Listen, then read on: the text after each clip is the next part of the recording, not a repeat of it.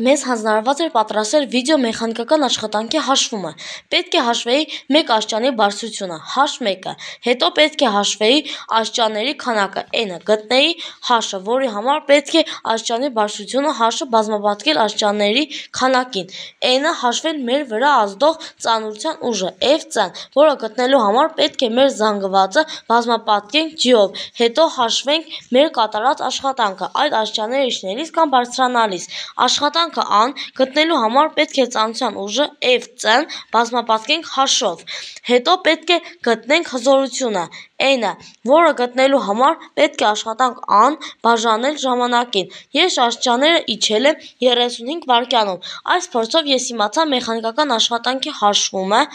նաև գտանք հզորությունը, և այդ ամբողջը վերջում պետք է կատարեինք և հաշվումները դնեինք և լուծեինք խնդիր։ Այսպիսի տեսք ունեցավ իմ խնդիրը։